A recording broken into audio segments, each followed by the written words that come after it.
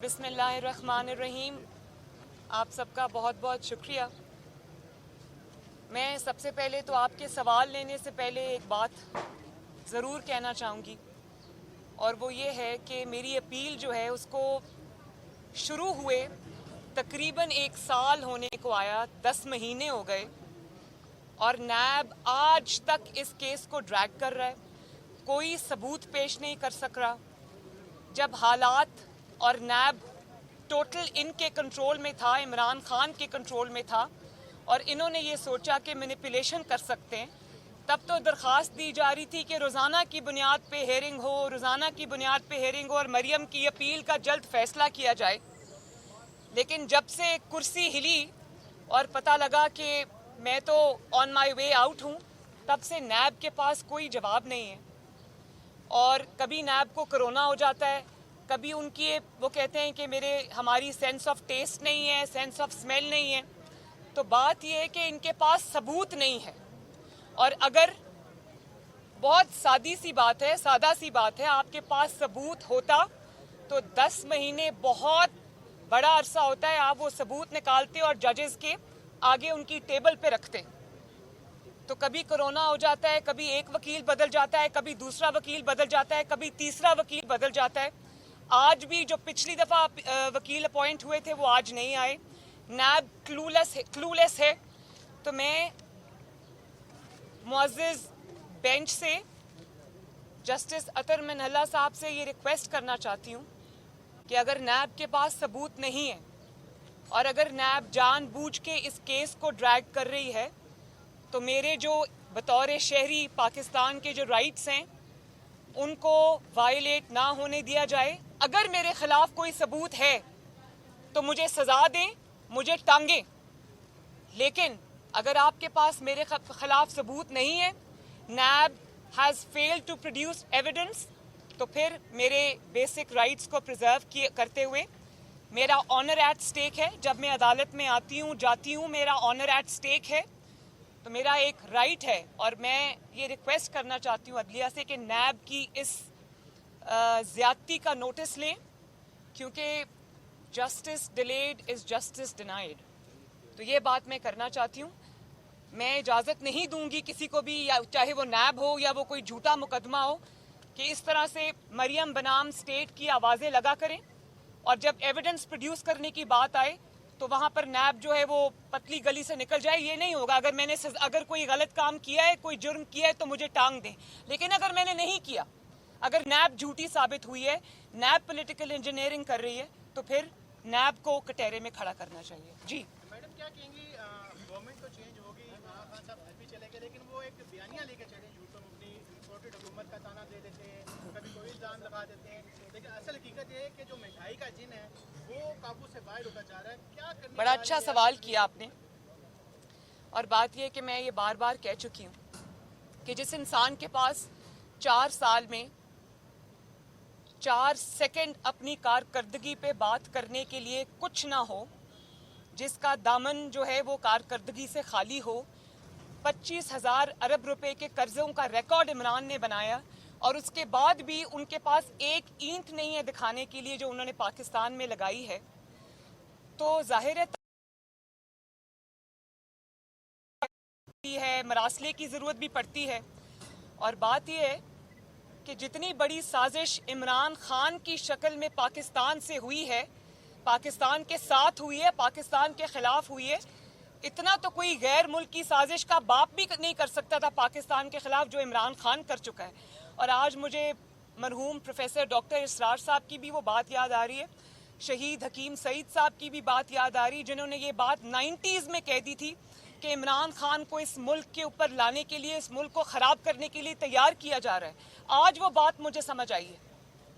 और ये साजिश जो इमरान खान कर चुका है पाकिस्तान के साथ, ये साजिश तो कोई पूरी दुनिया के ममालिक जो पाकिस्तान के ख़िलाफ़ हैं वो भी मिल जाएं तो वो भी नहीं कर सकते ये साजिश पाकिस्तान के ख़िलाफ़। और आप कहते हैं कि मैंने ये कहा था कि मैं ख़तरनाक हो जाऊँगा इक़्तिदार से निकला। तो भाई पाकिस्तान की कौम अच्छी तरह जानती है, जिस इंसान ने पाकिस्तान की आवाम से उसकी रोटी छीन ली, उसकी चीनी छीन ली, उसका आटा छीन लिया, उसकी अद्वियात छीन ली, उसकी मईशत को ICU में पहुंचा दिया, उसके जितने भी पाकिस्तान के दोस्त ममालिक थे उनको दुश्मनों के सफ में धकेल दिया, तो वो खतरनाक नहीं होगा इस मुल्क के लिए तो और क्या होगा। तो जब इसमें मैं ये क्लियर करना चाहती हूँ कि कल तक आपके सवाल का मैं जवाब दे रही हूँ कि अभी 4 हफ्ते पहले तक तो वज़रा जो इमरान खान के थे वो प्रेस कॉन्फ्रेंसेस किया करते थे कि पूरी दुनिया में महंगाई है, पाकिस्तान में कोई महंगाई नहीं है। अब अचानक 4 हफ्ते बाद आपको महंगाई याद आना शुरू हो गई है, आपको महंगाई नजर आना शुरू हो गई है। आज आप जब टीवी पर बैठकर प्रेस कॉन्फ्रेंसेस कर रहे होते हैं महंगाई के खिलाफ, अपनी ही लाई हुई महंगाई के खिलाफ, तो आपको ये ख्याल नहीं आता कि जो आपको देखने वाले हैं वो आपके ऊपर थू थू कर रहे हैं। 4 साल में आपने जो मईशत का बुरा हाल किया, उसको तबाह किया, उसको बर्बाद किया, उसकी जिम्मेदारी आप 4 हफ्ते में आई हुई हुकूमत पर डाल रहे हैं। और आप कह रहे हैं कि डॉलर जो है वो 190 पे चला गया, तो 189 पे 4 साल में आपने 105 रुपए से 189 पे आपने जब डॉलर पहुंचाया, तो पहले तो उसका हिसाब देना। और आपने जो ऑयल और डीजल की जो कीमतें हैं उनको डिफर किए रखा, क्योंकि आपको नजर आ रहा था कि आपकी हुकूमत जा रही है। आपने मुल्क को डिफॉल्ट के धाने पे लाकर खड़ा कर दिया। तो आज प्रेस कॉन्फ्रेंसेस करते वक्त आपको शर्म नहीं आती? थोड़ा सा अपना चेहरा आईने में देखकर प्रेस कॉन्फ्रेंस करने आया करें कि वो मुनाफिक का चेहरा है। लोग जानते हैं कि महंगाई आपकी वजह से है, लोग जानते हैं कि आज जो मईशत की तबाही हुई है वो आपकी वजह से है, लोग ये जानते हैं कि डॉलर आज जो ऊपर गया वो आपकी वजह से। नवाज शरीफ तो 55,000 पर छोड़कर गया था स्टॉक मार्केट। जब आप किसी अनाड़ी को लाकर बिठाते हैं, जब किसी खलंडरे को आप लाकर क्रिकेट के मैदान से उठकर आप पहुंचा देते हैं इक्तदार के ऐवान में, तो फिर वो यही करेगा। उसको नहीं पता मईशत किस चीज का नाम है। उसने जाते जाते जो आग लगाई है पाकिस्तान के जो ताल्लुकात है दूसरे मुल्कों के साथ, आप देखें कि उसके कितने बुरे असरात पाकिस्तान की फॉरेन पॉलिसी पे आए होंगे। उसको धोते धोते हमें कई साल लग जाएंगे। 4 साल में वो पाकिस्तान को 400 साल पीछे धकेल कर गया है। तो ये जो चूरन अब वो बेचेगा महंगाई का, वो नहीं बिकेगा।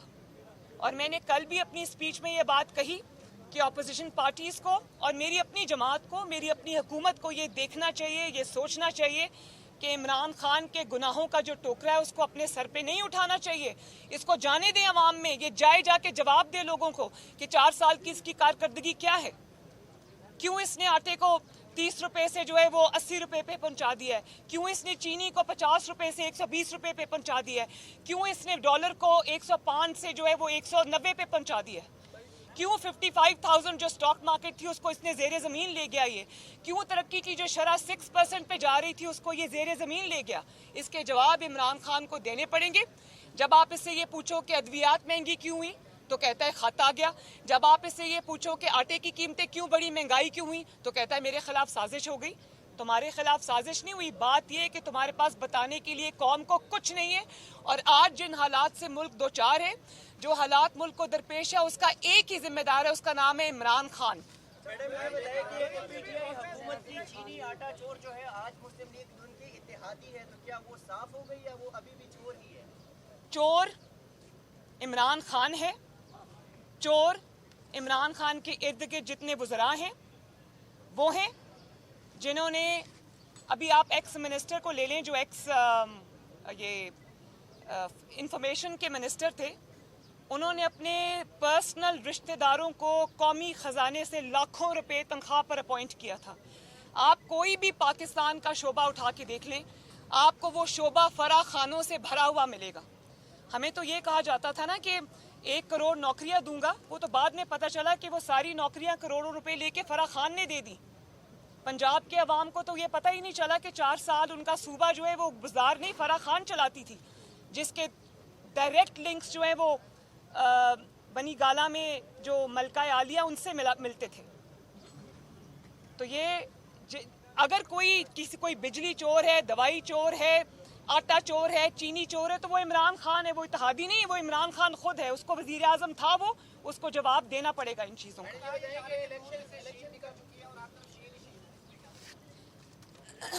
मैं ये समझती हूँ कि ऐसे लोगों ने जब ये स्टेटमेंट्स दिए थे, अब उनको कहीं मुंह छुपाने की जगह नहीं मिलेगी। बदतरीन इंतकाम के बावजूद, बदतरीन जो एक दरार डालने की कोशिश थी, उसके बावजूद अल्लाह ताला के फजलो करम से नून और शीन आज भी यूं हैं और इंशाल्लाह यूं रहेंगे। नून भी शीन है और शीन भी नून है। नवाज शरीफ, शहबाज शरीफ में शीन भी है, नून भी है, और ये जो छिछड़ों के ख्वाब है ना, ये इंशाल्लाह कभी पूरे नहीं होंगे।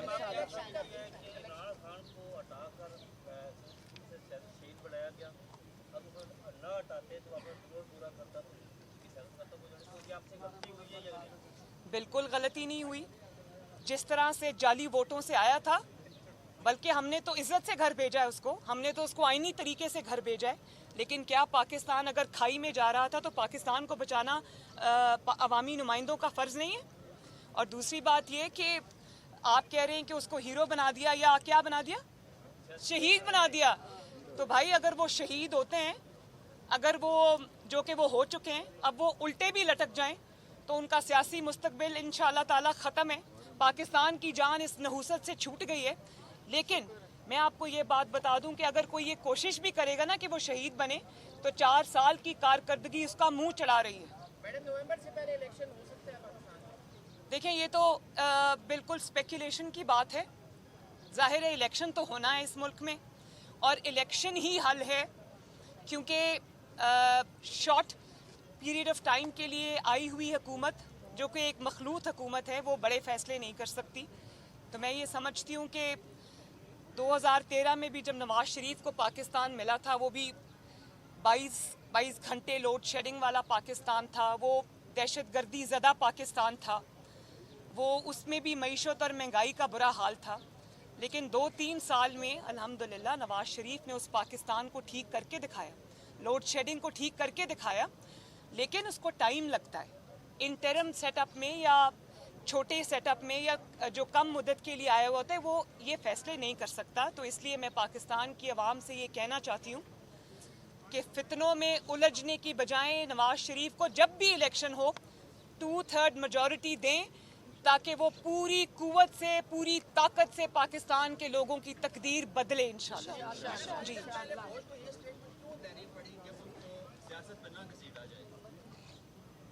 देखें, ये तो बड़ी साफ सी बात है।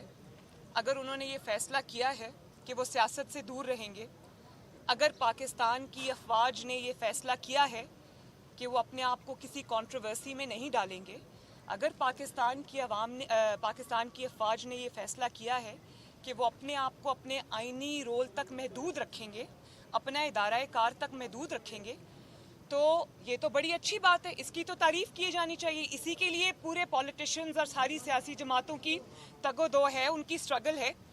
सिर्फ इस आईनी रोल से एक इंसान को तकलीफ है, जिसको चीटिंग की आदत पड़ गई हुई है, जिसको नकल की आदत पड़ गई हुई है, जिसके पास अपने पाँव नहीं है खड़े होने के लिए, उसको कोई ना कोई सहारा चाहिए।